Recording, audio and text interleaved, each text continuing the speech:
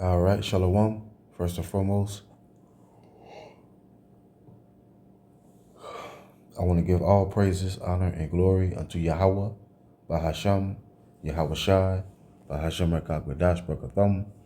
Double honors to the apostles and the elders of Great Millstone that rule well, and the salute and the shalom to all the Akim that are out here labor pushing this truth in all sincerity and in truth.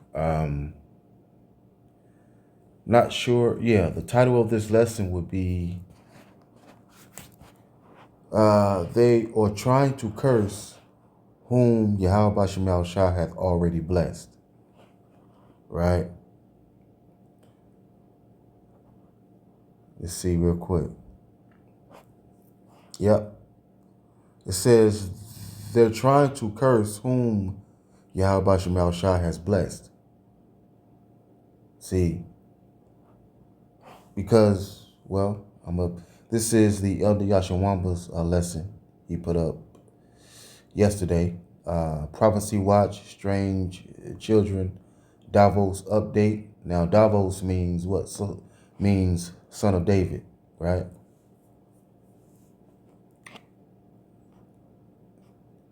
And they meet up at Switzerland, right? That's the high place. Let's get this. Bring it back a little bit though.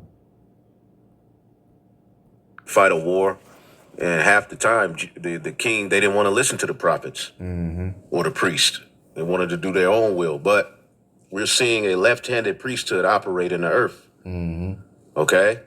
Biblical contrast. All right. Deuteronomy 18 and 10 through 12 forbids divination, omens, and sorcery. Isaiah 47 and 13 mocks astrologers. Daniel 2 says God alone reveals the future, not signs of stars. Right. This. All right, man. So when they meet up in I think it's Davos, Switzerland, if I'm not mistaken. Hold on.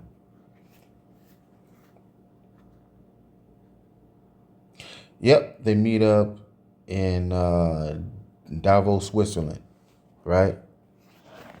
And basically that meeting is an enchantment, right? That's where the World Economic Forum, that's where they meet up at. And basically it's an enchantment, man. It's an enchantment. But the scripture says what? There is no enchantment against who? Jacob, right? There is no enchantment against the elect of Jacob.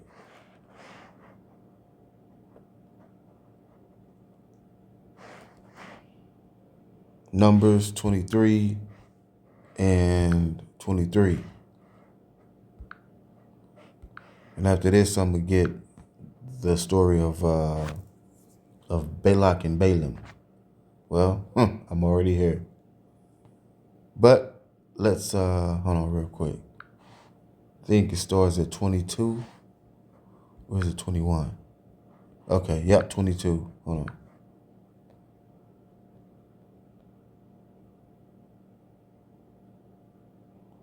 Okay, yep, 22. All right. But it says there's no enchantment against Jacob, right? But there's no enchantment against the elect of Jacob. Numbers 23 and 23. It says, surely there is no enchantment against Jacob, neither is there any divination against Israel. According to this time, it shall be said of Jacob and of Israel, what Yahawah shall wrath. It says, what hath Yahawah shall wrath? It says, no curse can touch Jacob. Right? No curse can touch Jacob. No magic has any power against Israel. For it says, for now it will be said of Jacob, what wonders it says what wonders Yahawashi has done for Israel. See, man? So there was no enchantment against Jacob.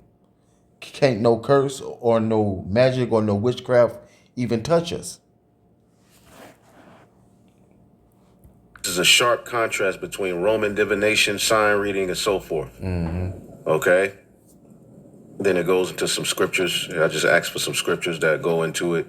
You can pause it and read those. One of the main ones, Isaiah 47:13. Let now the astrologers, the stargazers, and the monthly prognosticators stand up and save you. All right? And this is basically what they're doing. Okay? There's some more scriptures, but I said, is this practice in America today? Yes, the same practices absolutely exist in America today, but they usually appear under different names and with a modern veneer. They are rarely called divination and augury, yet the function is the same, seeking guidance. All right, and this is basically what they're doing. All right, now forms of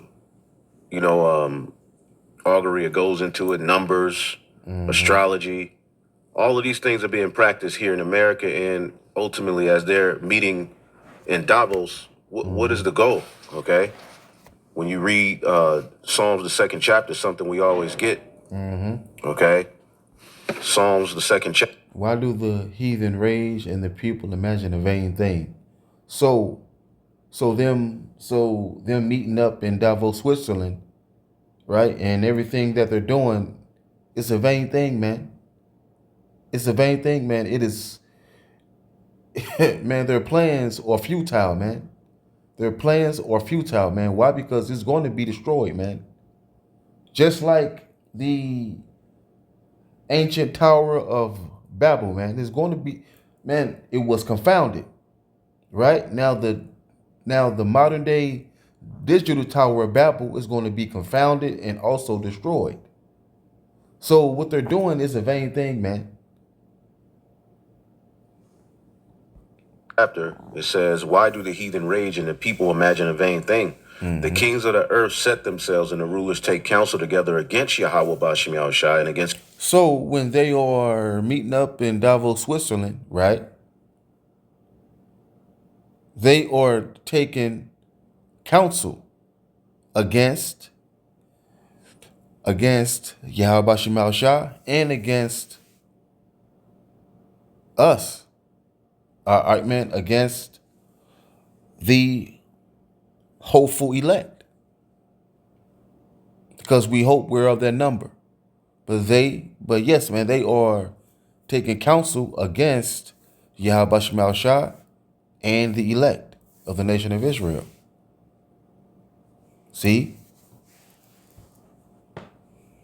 Is anointed, saying, let us break their chains, they cry, and free ourselves from slavery to the Most High. So ultimately, they don't want to bow the knee, all right, to the names of Yahawah and Yahawashi and see the throne of David being set up. Right. Exactly. But they're going to bow anyway, because it says in the book of Romans.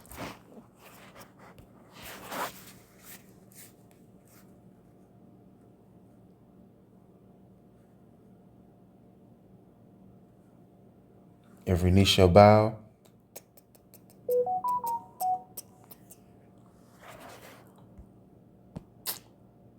Ah, come on, man. Ah, damn. Lied on astrologers. Astrology was something banned, not because it was fake, but because it could predict. Hold on.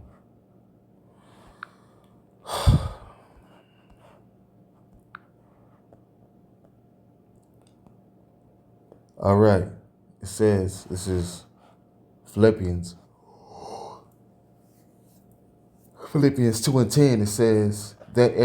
It says that at the name of Yahawashi, every knee should bow, of things in heaven and things in earth and things under the earth. See? So the heathen, they will bow, man. They don't have a choice. They will be forced to bow.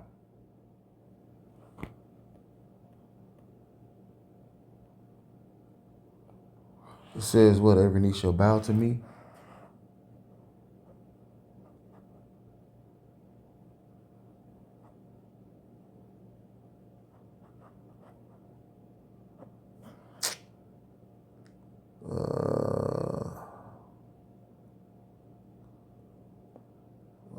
Yep.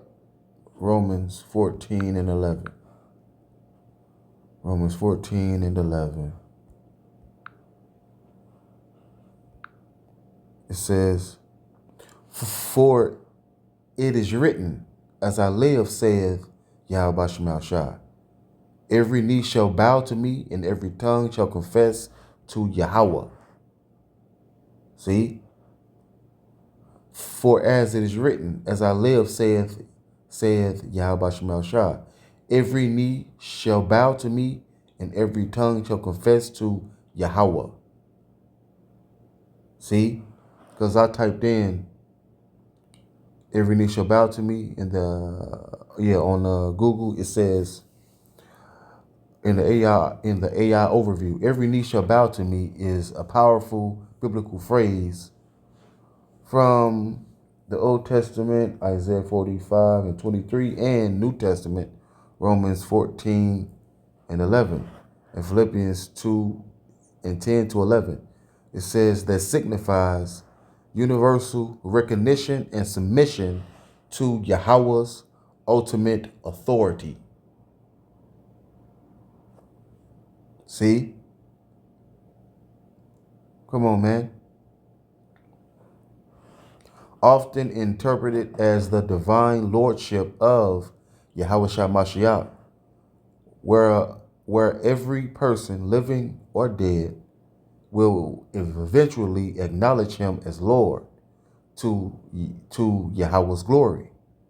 It's a declaration of Yahweh's sovereignty and the prophecy about the final judgment and heavenly worship, emphasizing that all creation will ultimately bow in reverence. See, man? Because, Jake, man, the kingdom of Yahawashi will be set up on the planet Earth, man, for all eternity, man. The kingdom of Solomon, the kingdom of Yahawashi. See? The death of emperors, which was politically dangerous. Was this just superstition? No, the Romans did not think they were practicing predicting the future in a modern sense. They believed they were reading the will of the gods. And they don't deal with the God of Abraham, Isaac, and Jacob. They have their own gods, right? Mm-hmm. It says determining whether an action had divine approval, avoiding actions that would offend heaven. Cicero, skeptically personally, but still practicing, said the gods do not reveal what will happen, but whether what we plan is acceptable. Okay, so basically this is a left-hand priesthood. We had the same concept on the right-hand side. Yep. Where particular kings and leaders, they would go to the priest or the prophets, all right, to make sure that where to go should they fight a war. And half the time the king, they didn't want to listen to the prophets, right, or the priest. They wanted to do their own will. But we're seeing a left-handed priesthood operate in the earth. Okay, biblical contrast. All right, Deuteronomy 18 and 10 through 12 forbids divination, omens, and sorcery. Isaiah 47 and 13 mocks hold on. Deuteronomy.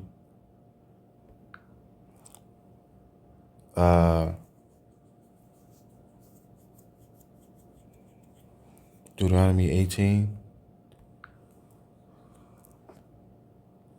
and 13. Yep. It says, there shall not be found among you anyone that maketh his son or his daughter to pass through the fire. Right? Basically give them for a burnt offering.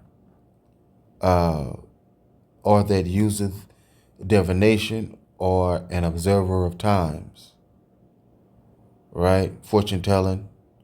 or an enchanter or a witch, or a charmer, casting spells and all of that, or a consulter with familiar spirits, right? Like the Witch of Endor, with familiar spirits, or a wizard. A wizard is a male witch. It says, or a necromancer. See? For all that do these things are an abomination unto Yahawashi, because of these abominations, Yahawashi, thy power, doth drive them out from before thee. Says, thou shalt be perfect with Yahawashi, thy power. See? So Esau, Edom, is a witch. And what's the judgment of a witch?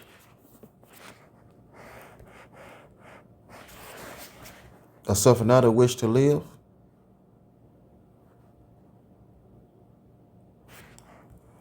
All right. Exodus 22 and 18.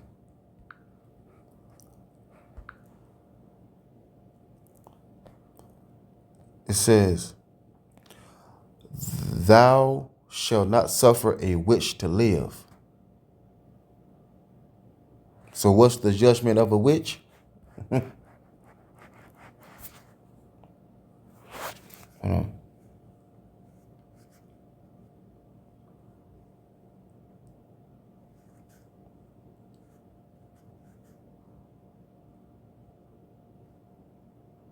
Hold on.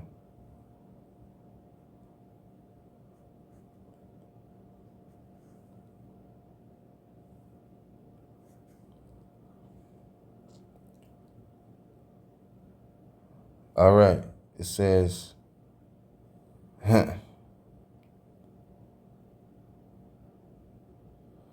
basically, a witch must be put to death, basically. All right. Says, in essence, the Bible views witchcraft as a serious spiritual offense, a path of rebellion that invites severe consequences from earthly punishment under Mosaic law to, well, okay.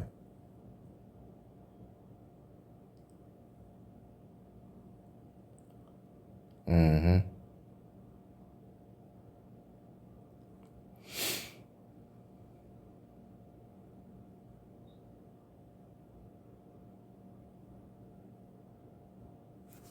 All right. Let's keep on going. Astrologers. Daniel 2 says God alone reveals the future, not signs or stars. Mm-hmm. This is a sharp contrast between Roman divination, sign reading, and so forth. Okay? Then it goes into some scriptures. I just asked for some scriptures that go into it. You can pause it and read those. One of the main ones, Isaiah 47 and 13. Let now the astrologers, the stargazers, and the monthly prognosticators stand up and save you. All right? And this is basically what they're doing. Okay? There's some more scriptures, but I said, is this practice in America today? Yes, the same practices absolutely exist in America today, but they usually appear under different names and with a modern veneer. They are rarely called divination and augury, yet the function is the same, seeking guidance. All right, and this is basically what they're doing. All right, now forms of, augury, it goes into it, numbers, astrology. All of these things are being practiced here in America, and ultimately, as they're meeting in Davos, what is the goal? Okay, when you read Psalms, the second chapter, something we always get. Okay, Yahawashi and see the throne of David being set up. So they're ultimately trying to tap into the future, and even going back to the past to redo what is, to ultimately set up their own form. All right, of what is. All right. So they want the birthright back. They want the birthright back. That's what they want. That's why they're doing this shit, man, because they want the birthright back. But according to the scriptures, though, Jacob made Esau make an oath. Jacob made Esau swear, basically made him make an oath that the birthright is his. You can't take that back. You can't, Esau, you cannot take back what you swore was Jacob's. You can't take that back. No, it's ours. You can't do nothing about it. This is in utter defiance to the Heavenly Father. Now, to get a few clips from the World Economic Forum, just a few, I'm pretty sure more will pop up. We'll start with this one. All right. Khaldun Khalifa. All right. And what is he saying here? All right. AI is coming. Listen, we spent 45 minutes talking about the future growth in AI. It's coming. There is no two ways to it. And we just have to be ready, prepared, and make the best possible pathway to it. And companies, every company is impacted. And the barrier is the resistance. And the resistance within the culture of the companies goes from layer 1, layer 2, layer 3. So now, in Numbers 22, right? We were coming out of, right? We came out of Egypt, right? Came out of Egypt. Now, we're spiritually coming out of spiritual Egypt, aka Babylon the Great, America. See, so the same thing is happening, man. It says, Numbers 22 and 1, it says, and the children of Israel set forward and pitched in the plains of Moab on this side Jordan by Jericho. And Balak, the son of Zippor, saw all that Israel had done to the Amorites, right? So Balak was basically afraid, man. He was scared. He was like, oh, hell no. What the hell is this? It say, and Moab was sore afraid of the people because there were many. And Moab was distressed because of the children of Israel. It says, and when the people of Moab saw how many Israelites were there, it says they were terrified. And Moab said to the elders of Midian, now shall this company lick up all that are round about us, as the ox licketh up the grass of the field. And Balak, the son of Zippor, was king of the Moabites at that time. And then he sent messengers, therefore, unto Balaam, the son of Beor,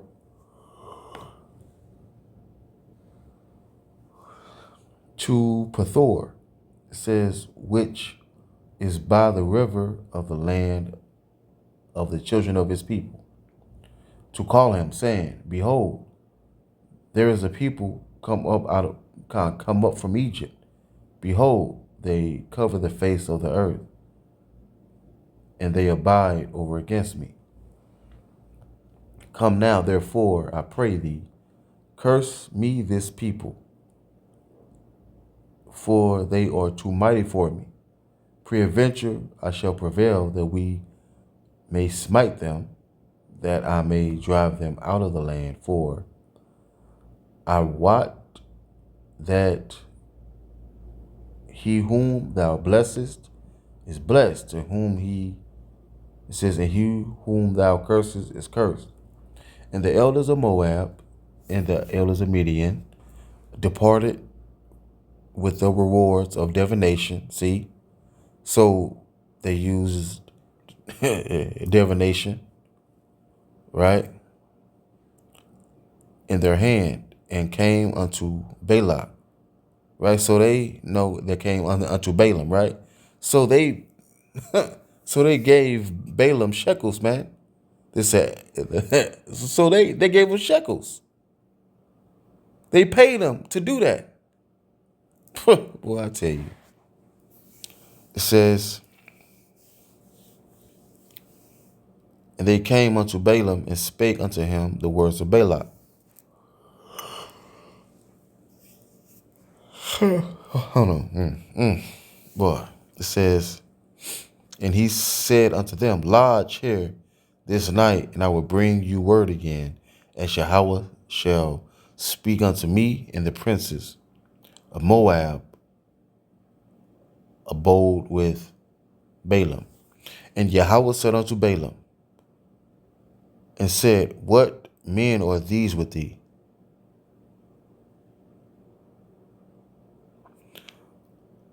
It says, that night Yahawah came to Balaam and asked him, who are these men visiting you? Like, hey, Balaam, who is this? And Balaam said unto Yahawah, Balak the son of Zippor, king of Moab, hath sent unto me, saying, behold, there is a people come up out of Egypt, which covereth the face of the earth. Come now, curse me them, peradventure I shall be able to overcome them and drive them out. And Yahawah said unto Balaam, thou shalt not go with them. Thou shalt not curse this people. It says, thou shalt not curse the people, for they are blessed. All right, man. So what? All right, man. So what? Balaam. Well, I'll say yeah. So what? Balak sent Balaam to do. It didn't work. So by them meeting in Davos, Switzerland, what they're doing, their meetings and all that, is not gonna work. It's not gonna work because it is a divination, man. It ain't gonna work. It ain't gonna work. Point blank, period. It says, and Balaam rose up in the morning and said unto the princes of Moab, said to the princes of Balak, get you into your land, for Yahawah refuseth to leave. Says, for Yahawah refuseth to give me leave to go with you.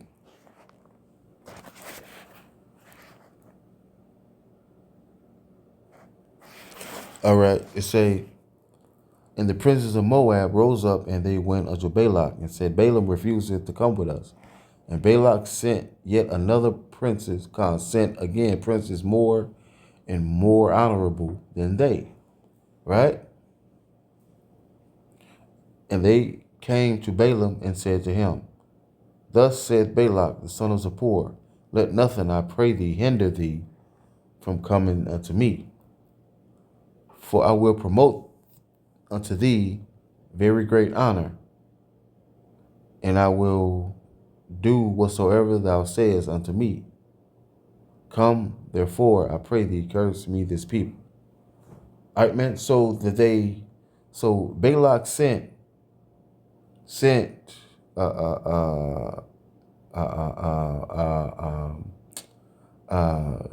decorated officials, right, distinguished officials, to Balaam, said, "Hey, man, I will give you this many shekels, plus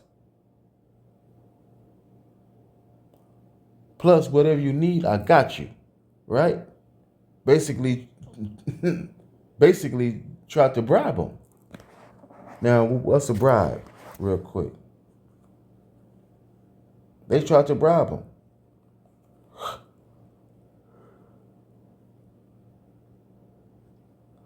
Hold on. Bribe means a bribe is something valuable like money or a gift given or a promise to influence someone's judgment or actions, often illegally, to gain an unfair advantage or get them to do something dishonest. And Balaam answered and said unto the servants of Balak, if Balak will give me his house full of silver and gold, I cannot go beyond the word of Yahawah, my power, to do less or more, right? So it says, but Balaam responded to Balak's messengers. Even if Balak were to give me his palace filled with silver and gold, I would be powerless to do anything against the will of Yahawah my power. See? Now therefore, I pray you, tarry ye also here this night, that I may know what Yahawah will say unto me more. Right, man? So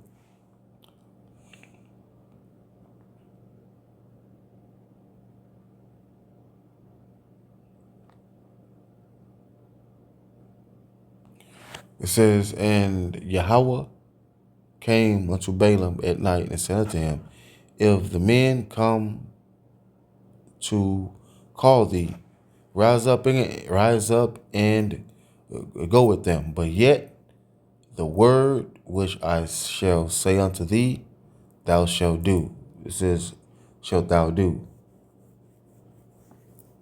And Balaam rose up in the morning and saddled his ass and went with the princes of Moab. It says Yahweh's anger was kindled against was kindled because he went. It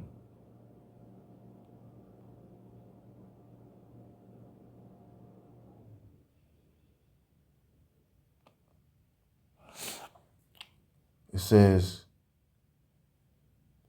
God says, and the angel of Yahweh stood in the way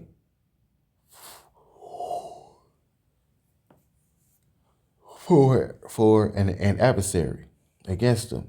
Now it says, now he was riding upon his ass, his donkey, and his two servants with him. See? I'm not going to read the whole thing, but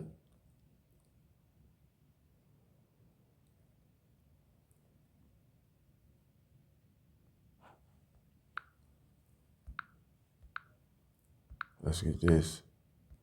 Are you serious? Come on, man. All right. It says, and Balaam said unto Balak, build me here 7 altars, and prepare me here 7 oxen and 7 rams. And Balak did as Balaam had spoken, and Balak and Balaam offered on every altar a bullock and a ram. And Balaam said unto Balak, stand by thy burnt offering, and I will go. Peradventure Yahawah will come to me, will come to meet me. And whatsoever he showeth me, I will tell thee. And he went to an high place.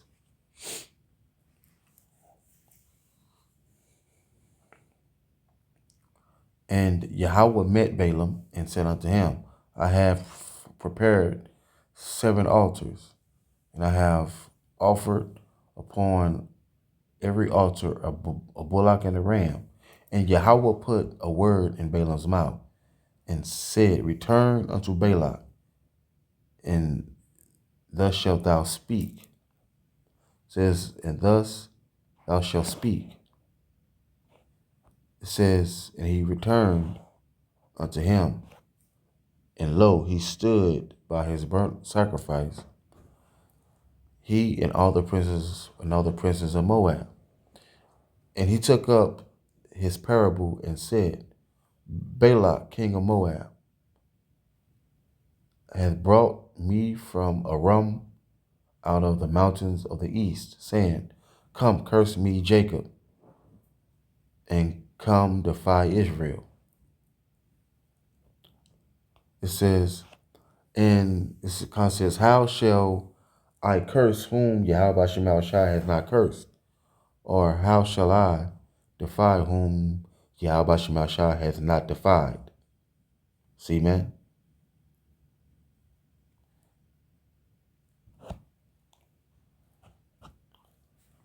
It says, from the top of the rocks I see him, And from the hills I behold him, and lo, this people shall dwell alone, and shall not be reckoned among the nations. Who can count the dust of Jacob and number the children? It says, and number the fourth part of Israel. Let me die the death of the righteous, and let my last end be like them. Man, it says, be like his. It says, who can count Jacob's descendants as numerous as dust? Who can count even a fourth part of Israel's people? Let me die like the righteous. Let my life end like theirs. All right, man.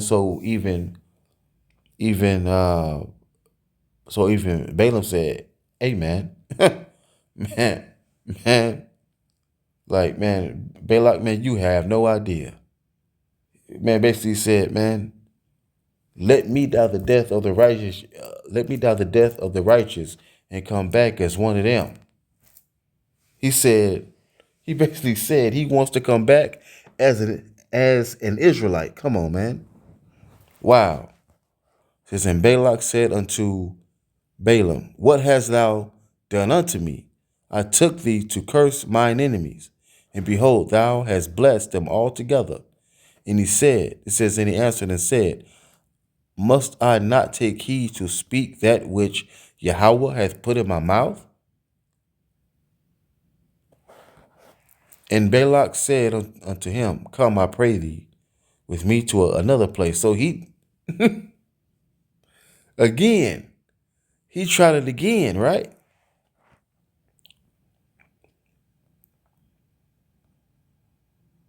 And he tried it a third time, man.